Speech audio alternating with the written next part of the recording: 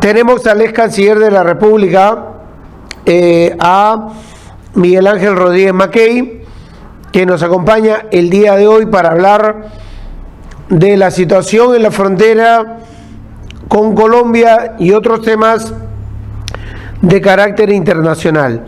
En el caso de Colombia, los problemas con Colombia, generados por Petro, hay que decirlo, en esta situación se ha hablado de que el día de ayer policía colombiana ha querido ingresar a la zona de Santa Rosa y en buenas tratativas con la naval peruana han sido invitados a retirarse y se han retirado.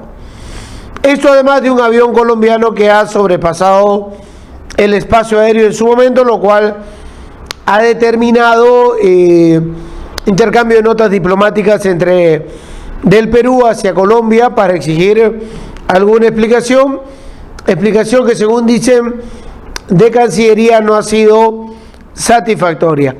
Parece que Petro no la tiene buenas afuera y menos adentro, porque la gestión no anda bien. Más bien, lo que entiendo yo, él habría querido generar un llamado unitario de la población colombiana, no ha sido así, y los focos de los países alrededor han mostrado el deterioro de su gestión. Le ha salido al revés la jugada. No sé cómo lo ve Miguel Ángel. Miguel Ángel, ¿cómo está? Muy buenos días. ¿Cómo ve la situación al día de hoy con Colombia? Fernando, muy buenos días, amigos de Radio 1. Fernando, permíteme, en primer lugar, valerme de las ondas, de las imágenes de Radio 1 para expresar mis condolencias a todo Colombia por el fallecimiento hace muy pocas horas del senador Miguel Uribe Turbay. Falleció después de 2 meses, víctima de un ataque, un atentado contra su vida en Bogotá.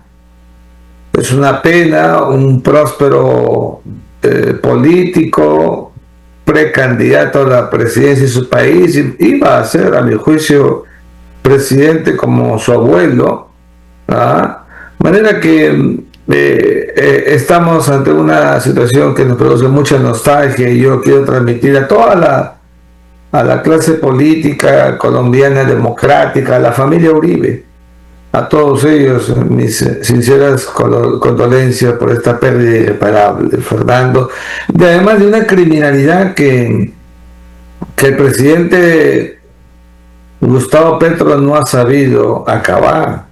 Ahí es donde ha debido estar concentrado el presidente de Colombia, y no en lo que hemos estado viendo durante los últimos días. Mira, en relación a tu pregunta, cuando hemos visto que han incursionado policías colombianos y con los nuestros han podido ser persuadidos para inmediatamente salir del espacio terrestre peruano, o lo que ha pasado con la inclusión de la violación aérea del espacio peruano, todo eso en verdad es, a mi juicio, producto de lo que está buscando Gustavo Petro, de crear una controversia, de superar una escaramuza para generar un conflicto, y eso no hay que permitirlo. La sensatez de las relaciones peruano-colombianas son superiores a esta actitud que está llevando adelante el presidente de Colombia. La relación militar peruano-colombiana, como lo ha dicho el ministro de Defensa, es verdad, es muy buena, porque interactúan para combatir justamente contra las lacras que actúan en la zona de frontera.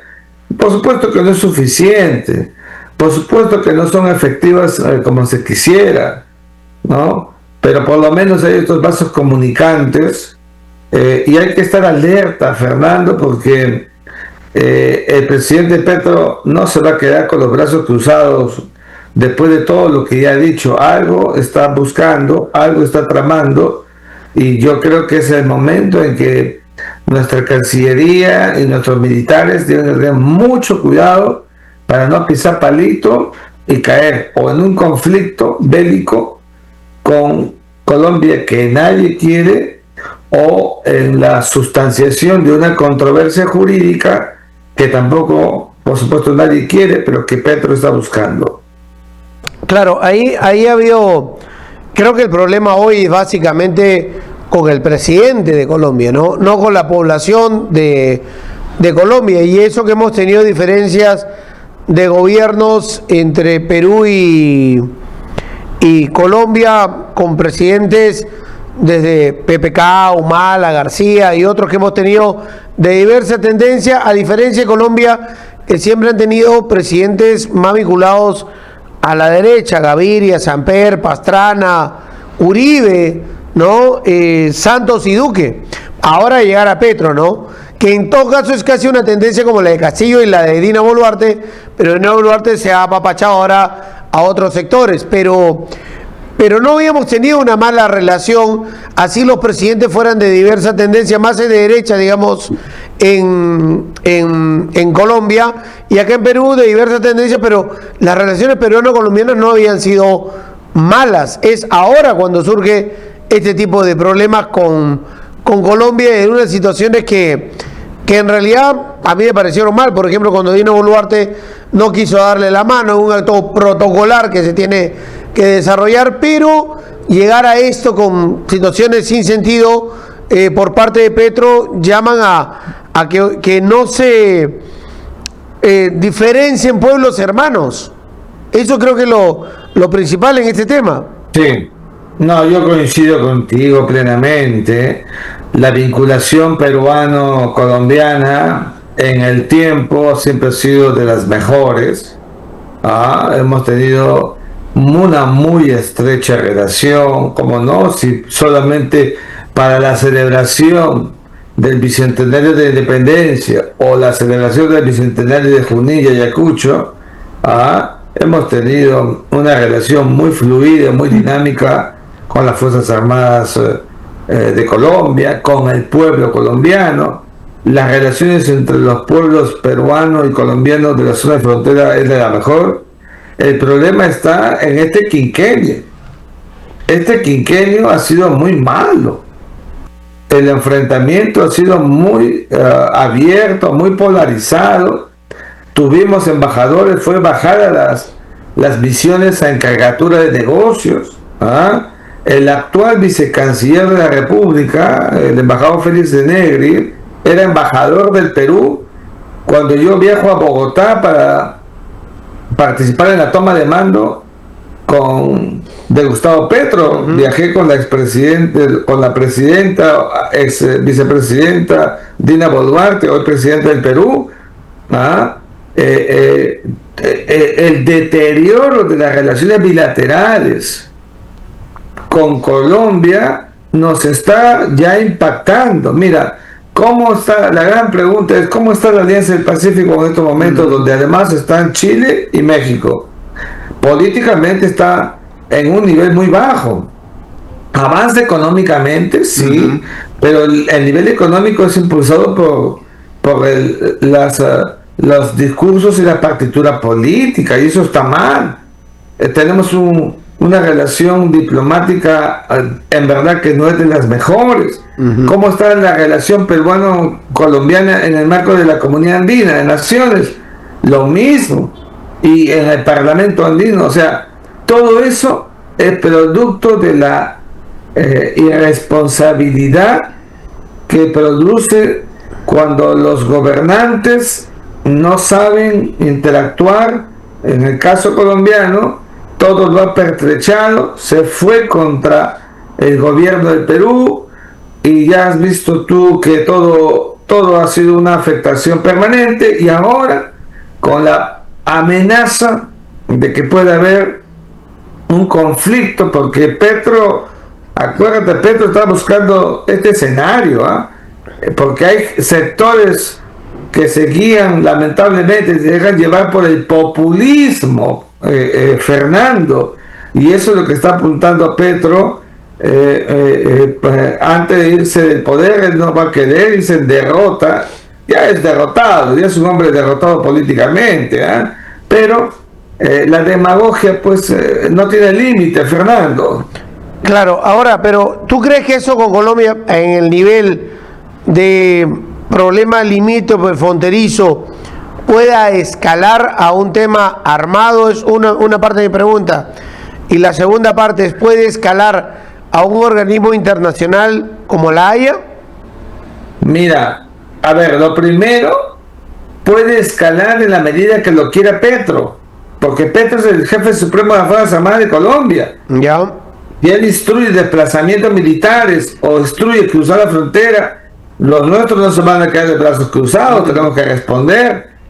Entonces, va a depender mucho de lo que quiera Petro. Y ya te digo que Petro está con ese deseo de crear un marco muy polarizado entre Perú y Colombia.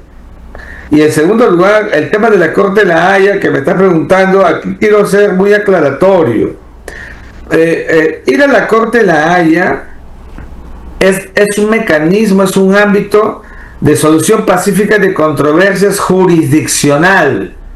Aquí no se va por acuerdo entre partes. Aquí no se va porque Perú y Colombia se pongan de acuerdo para ir a la Haya. No, nosotros llevamos a Chile a la Corte de la Haya, aunque Chile no quiso. Prácticamente fue llevado jalado de las orejas porque existía el Pacto de Bogotá que Chile y Perú firmaron, y como Chile y Perú firmaron, Chile no tuvo otro remedio que a regañadientes ir a la Corte de la Haya, pero no se va a la Haya por un acuerdo de partes, porque la Haya no es un lugar de negociación, sino de litigación. Y yo creo que Petro, en verdad, quiere sustanciar una controversia. Él quiere que todo esto que está sucediendo le dé forma al escenario de una controversia jurídica que no existe, que no existe, pero la quiere crear. Entonces, discurso político por un lado y antagonismo jurídico por otro, lo sustancia y va a la Corte de la Haya y nos demanda, porque no tendrá pie ni cabeza, pero no importa, en la proyección de tu buena pregunta, es eso lo que él está buscando. Entonces, se dirá del gobierno: yo fui el presidente que demandó al Perú ante la Corte Internacional de Justicia de la Haya y nadie lo había hecho en 100 años, ¿me entiendes? O sea, es un demagogo completo. Para que eso no pase, Fernando, nosotros tenemos que tener mucha pulcritud en nuestras actitudes. Por ejemplo, ahora que no sé si ya llegó la presidenta y canciller, ¿no? La verdad que estoy viendo mis notas todavía, pero ¿qué debe hacer el ministro de Relaciones Exteriores? Primero debe explicar al país qué es lo que ha pasado con Colombia y qué es lo que vamos a hacer. Segundo, debe de convocar a todos los medios de comunicación, incluso Radio 1, tendrás que venirte, Fernando, que eres la voz autorizada de la prensa nacional en esta hermosa parte de la patria. Una reunión no solamente con los periodistas, no solamente con los periodistas especializados, con los directores de los medios. Ojo, esto es muy importante, Fernando. Y la Cancillería, en una mañana de trabajo, que suponga café y almuerzo completo, les explique términos, manejo de vocablos, enfoque político, enfoque jurídico, la estrategia, porque todos los medios de comunicación tienen que saber qué cosa piensa el Estado-Nación en relación a Colombia. ¿No ves que todo el mundo empieza a hablar, Fernando? Todo el mundo empieza a crear conjeturas. Ya has visto tú, hasta de buena fe, las instituciones patrióticas, las instituciones académicas emiten pronunciamientos o comunicados sin darse cuenta que eso es lo que está buscando Petro para justamente sustanciar una controversia, porque la controversia, ¿qué significa? La oposición de planteamiento, Fernando. Entonces, si Perú dice una cosa, Colombia dice otra, hay elementos para ir a la Corte de la Haya según Colombia. Hay que evitarlo. ¿Y cómo se hace? con tertulios, con encuentros, con reuniones, para evitar que se produzca lo que Petro, como te digo, quiere dejar, entre comillas, ¿no?, como legado para Colombia en el futuro. Y además, seguramente dar el paso para retornar a Colombia al marco de la Corte Internacional de Justicia, porque tú sabes que Colombia se desaforó de la Corte Internacional de Justicia a la luz del caso que tuvieron con Nicaragua y el fallo en los tiempos del presidente Manuel Santos. Ahí se sale de la Corte Internacional de Colombia. Sale. Esto es de las islas que tenían ahí, ¿no? Correcto. Vino un fallo que fue anterior al de Perú con Chile. Sí, fue en el 2012. Fue un fallo que favoreció a Nicaragua y Colombia saltó hasta el techo. Ese mismo día el presidente de Colombia dijo: no estamos de acuerdo. Bueno, pero cumplieron el fallo porque no había otra forma, pero decidieron unilateralmente dejar la Corte Internacional de Justicia, y así lo hicieron. Hoy Colombia no es parte de la Corte Internacional de Justicia, pero mira que va a volver. ¿Y por qué va a volver? Porque va a preparar pues el camino Petro, y seguramente el presidente que venga, con un Petro que le deja la base, el otro por compromiso va a hacerlo y lo va a mirar como un tema de Estado, porque se van a ver envueltos por el populismo. Todo este conjunto de cosas es muy malo, porque las fronteras ya hemos dado la vuelta a la página, ya no estamos en esa etapa como del siglo XIX o siglo XX. Pero Miguel, cuando Petro es lo que quiere es eso. Miguel, cuando define la Haya, la parte de Leticia va a estar seca. Seguramente. O sea, ese es el tema es que el lado colombiano se está secando. El río, 70%, según se dice, está pasando por el lado peruano, 30% por el lado colombiano. Sus embarcaciones ya no pueden circular con comodidad por ahí.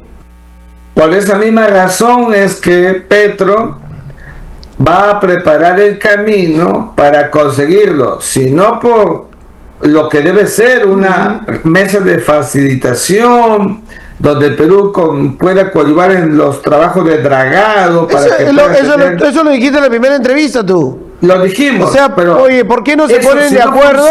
¿Por qué no se ponen de acuerdo y Colombia empieza a dragar una parte del río? Pero si Colombia no quiere la mesa de facilitación, ahí está pues el populismo y la demagogia de Petro. Quiere ir a una circunstancia jurídico contenciosa, y por eso tenemos que tener mucho cuidado, porque eso es a partir de ahora el objetivo de Petro y seguramente de algunos sectores tan demagogos como él en Colombia. Bien, ahora en toda esta situación todos los latinoamericanos tenemos una hermandad, ¿no es cierto? Incluso mira que acá en toda Latinoamérica se ha recibido bien a los venezolanos, a los primeros venezolanos. Luego hemos visto cómo su parte criminal también ha aparecido con los últimos migrantes que han empezado a sentarse en diversos países de Latinoamérica, principalmente hacia la costa del Pacífico. Pero me pregunto que ahí el tema más allá pasa por el tipo de gobierno que se elige y cómo esos gobiernos se radicalizan últimamente. O sea, ¿hacia dónde vamos? Porque si tú vas hacia el medio, quedas mal con los sectores políticos. Hablo desde Dina Boluarte, siendo de izquierda, pasando hoy a gobernar abrazada con el gobierno, hablando de Ecuador, hablando de Venezuela, hablando de Colombia, hablando de Argentina. A Brasil ya lo conocemos porque sabemos cómo es Lula y cuánto tiempo tiene gobernando, y quizás el más criterioso sea Boric y el de Uruguay, ¿no? Pero lo demás, o sea, por un tema político se generan diferencias entre los países que afectan a la economía de las fronteras y afectan al intercambio comercial entre ambos países. Estamos con muchos problemas ahí que no nos podemos entender, que por más que tú tengas una tendencia de derecha o de izquierda, hay comercios, hay situaciones fronterizas, hay empresas que trabajan y se vinculan entre países o mancomunidades y eso lo terminan rompiendo por esquema político, por diferencia. Es lo mismo que hace Trump aplicando aranceles a por doquier y amenazando a medio mundo. Efectivamente, cuando la ideología se superpone en el nivel político, todo queda en verdad como un laberinto trastocado. Yo recuerdo mucho, y permíteme que lo diga, las afinidades ideológicas son efectivas para lograr, digamos, objetivos nacionales. Mira, cuando yo era ministro de Relaciones Exteriores, el gobierno de Colombia es de izquierda, el gobierno de Chile es de izquierda, ¿no? El gobierno de Chile es de izquierda. El único que era un gobierno de derecha era el gobierno de Ecuador. Claro, ¿no es cierto? Pero entonces yo dije, tengo 3 gobiernos vecinos de izquierda, el Perú de izquierda, y yo un canciller de centro, a veces de centro derecha o de centro izquierda, donde me muevo sin ningún tipo de prejuicio. Y yo decía, recordando a los teóricos de las relaciones internacionales, que ese escenario de afinidades era el mejor, era el idóneo para lograr metas, objetivos. Pero resulta que empezaron a torpedearse y la ideología fue desnaturalizando las relaciones entre los estados, entre los países. Ahora te encuentras tú con gobiernos o de izquierda o de derecha, en algunos casos unos muy poquitos buenos, otros muchos malos, pero ahí están en verdad sin capacidad para superar el nivel político y darle a los pueblos, a los países, lo que los países están esperando. O sea, no hay ningún mecanismo que denote, que desnude eficacia en las relaciones entre nuestros países. Estamos estancados, no hemos avanzado. La integración de la subregión andina, la integración regional, en verdad da pena. No llegamos ni nos acercamos a esta Europa que ha vivido encandilando el mundo con su fenómeno de integración por la Unión Europea. O sea, estamos en verdad retrotrayéndonos y ahora buscando 3 pies al gato, llevando al siglo XXI un asunto de fronteras que hace buen tiempo ya debió quedar zanjado, y las agendas de Perú, Colombia y los demás países debería estar concentrada en la integración económica, en la proyección comercial, en la interacción sin fronteras y creando fronteras vivas. Todo eso que debería ser, que ha venido siendo el sudeste asiático, que ha hecho la Unión Europea, etcétera.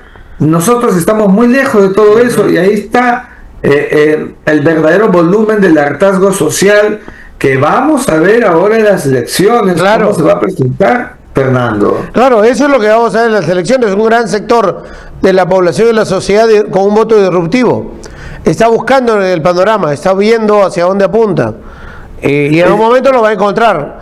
Encontró pescaditos con Frepap en un momento, encontró lapicitos en otro momento, y no fue por un tema ideológico como se quiso presentar, de terruqueo y todo lo demás, sino fue un voto de castigo y de repudio.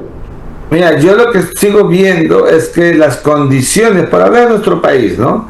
Las condiciones se están dando cada vez más para un contexto político peruano de hartazgo en su máxima potencia, de un discurso duro, fuerte, que va a surgir en el Perú estrepitoso, y en verdad le va a dar la espalda a todo lo que es tradicional, a la clase política tradicional que ya hemos visto que han tenido el poder por mucho tiempo, y aquí buscando un verdadero cambio y radical, o de extrema derecha o de extrema izquierda, pero yo no veo nada como a punto medio.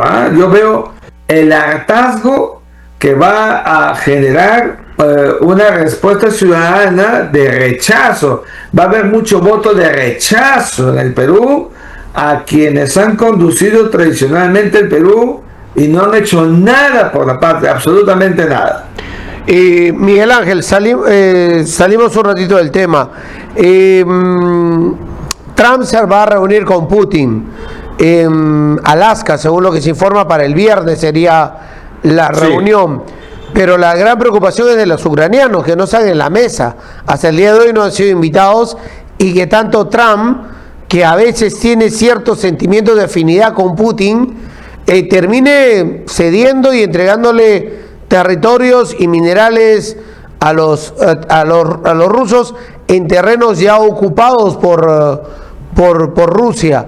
Y Ucrania hoy se refuerza y trata de acercarse a la Unión Europea para tratar de mostrar, consolidar un bloque, pero las decisiones se toman a otro nivel. ¿Cómo ves esa reunión, la posibilidad de Trump de tratar de buscar un cese al fuego y controlar el avance ruso, o ya definitivamente ponerle fin a la guerra? Porque creo que los ucranianos con Zelensky no están de acuerdo en ceder nada de su territorio. A ver, has dicho bien lo último. Bueno, todo lo dices bien, pero me refiero a lo último, porque el objetivo de esta reunión de Donald Trump y Vladimir Putin es acabar la guerra. O sea, para eso se van a reunir. No se van a reunir para hablar asuntos de modus operandi, no, van a hablar asuntos de finiquitación. Esto es muy importante, conceptualizar el nivel del encuentro. Y aquello que le preocupa al presidente de Ucrania, Volodymyr Zelensky, sobre las cesiones territoriales, yo quisiera recordar acá que aquí está en juego la dinámica del poder. Zelensky no está en condiciones de negociar. Y no porque yo no quisiera, no porque no le corresponda, no, porque es la dinámica del realismo político. Aquí es el poder como en Yalta, cuando se juntaron en Crimea en 1945 para decidir la torta del planeta. Acá va a ser igual. Y Zelensky no va a tener, como ahora no tiene cartas para poder tomar decisiones. El presidente de Ucrania tiene que entenderlo así. Y eso no es indignidad nacional. Tiene que entender que su pueblo ya no aguanta más una guerra. Tampoco los rusos.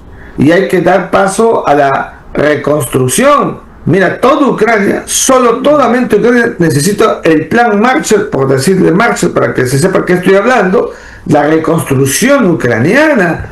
Entonces, tampoco creo que va a ser un encuentro donde van a dejar pues absolutamente partido Ucrania. No, seguramente este encuentro lo primero que va a hacer es confirmar, ya no de facto porque lo tiene Rusia, Crimea, la península de Crimea, sino de jure, o sea, de derecho. Hay que retirar esa resolución de la ONU que dice que lo que hizo Rusia al ingresar en Crimea fue una invasión. Entonces, todo eso se va a consolidar como absolutamente ruso. Y la guerra que va a terminar va a tener ese propósito. O sea, discúlpame, antes que pase al segundo punto. O sea, ya en tu opinión, Rusia de entró y ya no sale. Ya no retrocede. De Crimea, ya no, pues ya Crimea. No, pero hacia el Donbass y esas zonas. Ahora viene el 2, pues, ahora viene el 2. Ya. En cuanto al Donbass, allí sí, Fernando, van a haber ciertas concesiones, porque como sabes, en la región del Donbass, que es la que divide a Rusia de Ucrania, donde están Donetsk y Lugansk, esa región tiene partes en las que el 75, 80, 90% de la población quiere ser rusa, igual que Crimea. También tendrán que evaluarse ese tipo de concesiones. No será todo el Donbass. Es que mira, puedo parar un poquito acá. Aquí hasta los asesores rusos están planteando hacer referéndums o consultas. Claro, pero yo lo leí eso ayer, me acordaba del plebiscito acá en Tacna, ¿no? Pero cómo van planeando y buscando la forma de cómo tener el control mediante otras herramientas también. Ahora hay que ser justos y objetivos. Antes de la guerra, ya había habido entrega de pasaportes, documentos a muchos ucranianos en esa zona como rusos.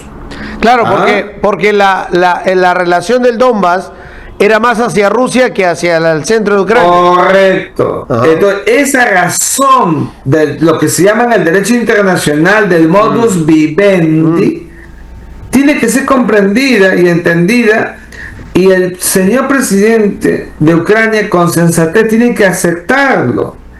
Entonces, por eso te digo, cuando se negocia, no puede haber maximalismo como resultado, porque si no, no hay negociación. En la negociación, el maximalismo tiene que ceder, que no es derrota ni retroceso, para lograr un resultado. Y ya que estamos hablando de Tacna, eso pasó entre Perú y Chile. ¿Cuál fue el maximalismo peruano?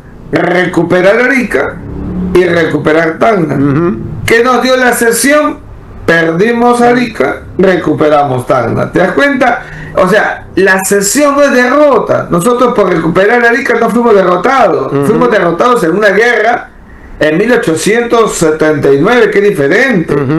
Pero las circunstancias de una chilenización nos llevó a tener que negociar con un Chile que pateaba el tablero del plebiscito al que te estás refiriendo, porque los plebiscitos eran las confirmaciones de factum de lo que venía pasando, pero bueno, eso es un asunto que ya conocemos todos. Y yo creo que en el caso de Rusia con Ucrania, algo parecido va a suceder, y el presidente Donald Trump lo va a sentar a Zelensky aquí, take it easy, ¿no?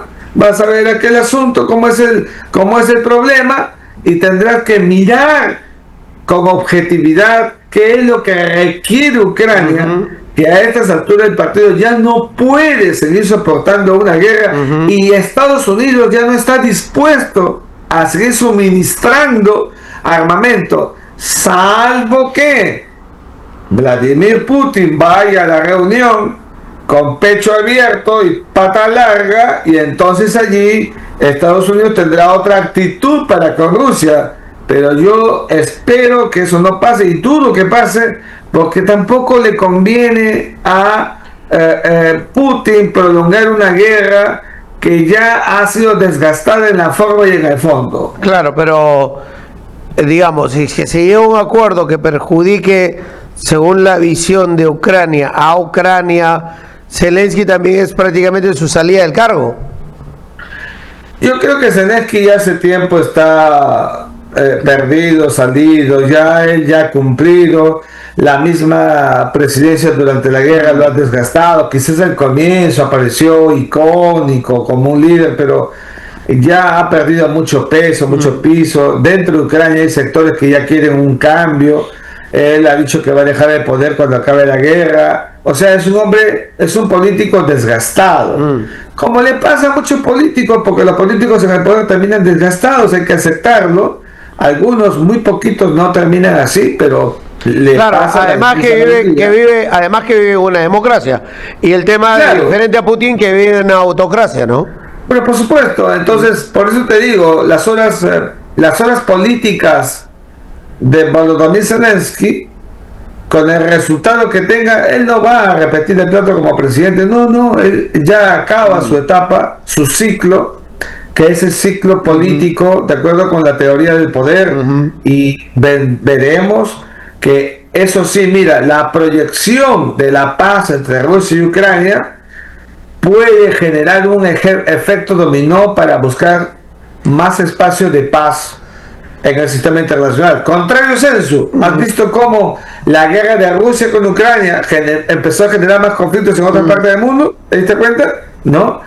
Ahora puede volverse un proceso regresivo hacia la paz, porque el tema de Rusia con Ucrania es un asunto transversal, troncal, geopolíticamente hablando para el mundo. En estos momentos, la gente que nos escucha dirá, bueno, se van a reunir el viernes en Alaska por la guerra en Ucrania, el presidente de Estados Unidos, Donald Trump, y el presidente de Rusia, Vladimir Putin. No va a estar el de Ucrania, Vladimir Zelensky, donde se ha dado la decisión, y no participa. En parte de la conversación que tú has llevado con nosotros, has mencionado Yalta. ¿Le puedes explicar en tiempos de TikTok a nuestros oyentes porque es lo que quiero que a los más jóvenes le expliques, qué fue Yalta en la historia? En Yalta, en Crimea, esta península ucraniana, se reunieron en el mes de enero y febrero de 1945, el último año de la Segunda Guerra Mundial, los tres más importantes líderes del mundo: Winston Churchill, que era el primer ministro inglés, notable, emblemático primer ministro inglés, el presidente Roosevelt de los Estados Unidos de América, y Joseph Stalin, presidente de la Unión de Repúblicas Socialistas Soviéticas. Los tres. Hay una foto donde están los tres. Poco se dice que los tres buscaban sentarse en el medio, cada uno liderando, pero se sentaron allí y decidieron, ¿qué cosa? Primero, decidieron darle la vuelta al proceso y crear otra organización distinta a la Liga de las Naciones, que se había quedado deslegitimada, había desaparecido cuando Adolfo Hitler llega al poder. Liga de las Naciones, Sociedad de Naciones, y allí es la génesis. Se piensa en un foro internacional que le van a poner por nombre Naciones Unidas, y en ese foro se van creando las condiciones para que haya un consejo permanente, un consejo de seguridad permanente, donde vayan a estar los tres más otros dos, que luego serían Taiwán por un tiempecito y luego China por otro, y enseguida Francia, que había tenido una relación estelar en términos importantes para Europa. Entonces allí se decide eso, y se decide esta división de la torta del mundo, sin darse cuenta que en esa reunión también se van denotando los poderes, de un lado de Estados Unidos con su capitalismo y de la Unión Soviética con su comunismo, y en el medio estaba el Reino Unido. Entonces esta reunión fue muy importante porque fue un gran punto de quiebre. Allí mismo deciden toda la estrategia para entrar en Europa y acabar con Adolfo Hitler, porque eso fue en febrero, en enero, y en mayo se produce el ingreso por Normandía. Hitler el 30 de abril se dispara y se autoelimina con su mujer, con su esposa, y se produce todo el proceso ya final de la Segunda Guerra Mundial. Por eso fue importante Yalta, porque fue la reunión política ecuménica de los tres más grandes poderes del mundo para decidir el destino de la humanidad de cara al final de ese episodio bélico, el segundo, que afrontaba el mundo en menos de 50 años. Una pregunta ahí, en esa reunión se toma la decisión de ya dividir el planeta, es decir, porque una de las cosas que más se habla también a esa altura es que, por ejemplo, hay zonas rusas que, por ejemplo, esta de Ucrania, ¿no es cierto? Estos sectores eran prorrusos y que quedan en el otro sector. Ha habido también movimientos independentistas, pero también, por ejemplo, se parte Alemania en dos, ¿no? Oriente, Occidente, el muro de Berlín y todo eso. Eso se toma posteriormente. Eso es después, porque lo que domina la agenda del encuentro era acabar con Hitler, acabar con la guerra, como ahora, y crear la ONU. Esos eran los objetivos. Pero ya se sabía que esa reunión los estaba visibilizando como los mayores poderes, en ese momento aliados contra Hitler, pero al mismo tiempo eran la reunión que ya los estaba mostrando como futuros rivales. ¿Te das cuenta? Y la rivalidad empieza a acrecentarse casi prácticamente después de la creación de la ONU del 24 de octubre de 1945, y a partir de ahí hacia adelante se empiezan a mostrar capitalistas y comunistas, socialistas, de una forma más abierta, y ahí surge en el año 49 la OTAN, en el año 53, 54 el Pacto de Varsovia, y se empieza a firmar estas diferencias, y surge propiamente dicho una guerra fría sustantiva del mundo bipolar que todos hemos visto, hasta para unos la caída del muro de Berlín en 1989, y para otros con la el desmembramiento de la Unión Soviética, la aparición de la Federación Rusa con Boris Yeltsin, previo al proceso que inició Gorbachev, que fue el último líder de la Unión Soviética, que anteriores a él eran Chernenko, Andropov, Brezhnev, Nikita Khrushchev, a todos ellos, y acabó toda la Guerra Fría del mundo bipolar hasta que se forma la Federación Rusa, una disminución geopolítica de lo que había sido la Unión Soviética, y ahí es donde surge otra vez como Estado Ucrania y otras 17, porque la Unión Soviética tenía 17 repúblicas que la componían, y la más grande después de Rusia era Ucrania.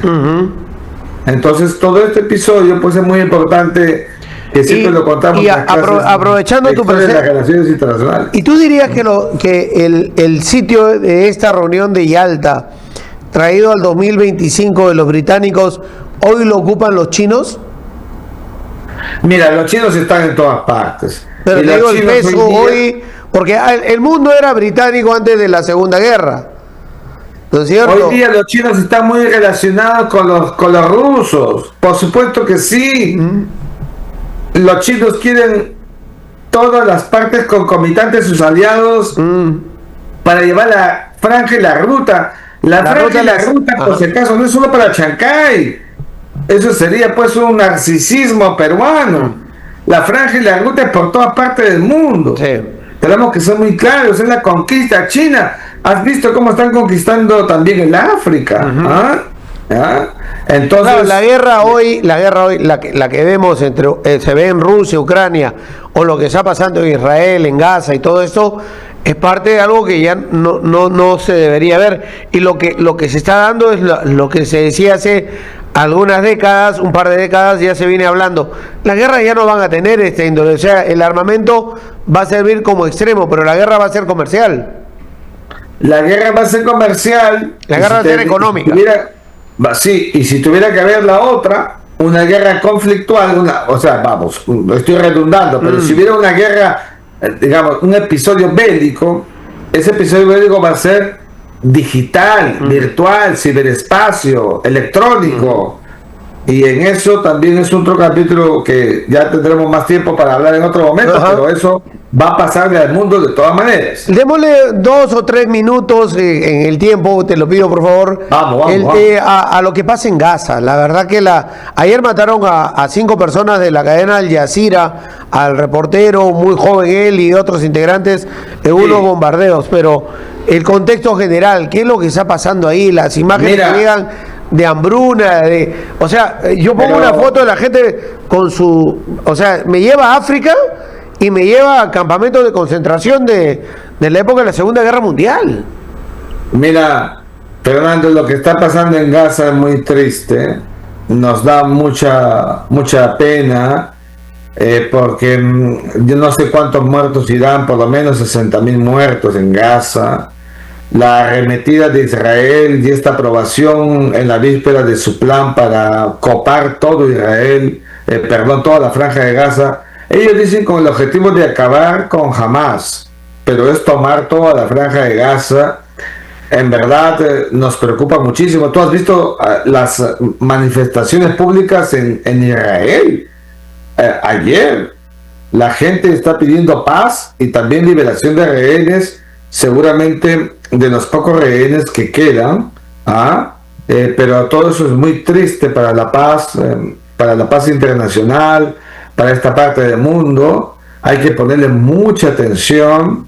Creo que ya debería las Naciones Unidas asumir un liderazgo en este tema, pilotear el asunto, reactivar algunos mecanismos como el Cuarteto de Madrid. Si estoy hablando en voz alta, puede ser otro, el que quieras, pero se tiene que hacer, porque lo que está pasando en Gaza en verdad es muy triste, y yo creo que una mesa profunda, primero para que se le empodere a Palestina, no jamás, Palestina con apoyo del mundo debe ser miembro de las Naciones Unidas, miembro pleno de la ONU, y hay que acabar con Hamas, Palestina, y esa Palestina llegar a acuerdos con Israel que suponga, no todos los territorios van a ser devueltos a Israel, eso es imposible prácticamente, pero ciertas concesiones que le den a Israel y a Palestina una coherencia geopolítica,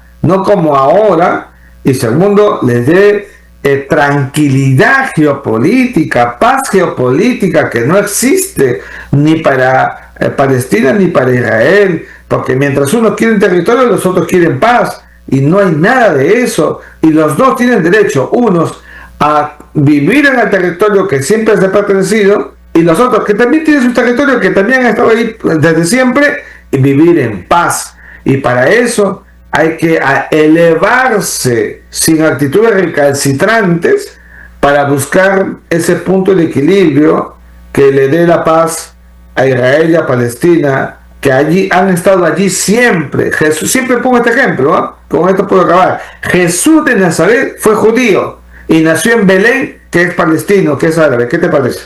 ¿No? Ahí te das cuenta que han estado toda la vida juntos. Sí, lo que no se entiende es las diferencias que hay ahí y la forma como un pueblo tan perseguido como el de Israel termina haciendo acciones tan similares a las que ellos tuvieron que sufrir con los alemanes o con los nazis, ¿no? Sí. Gracias, Miguel Ángel. Gracias a ustedes, buenos días. 9:20 de la mañana aquí en Radio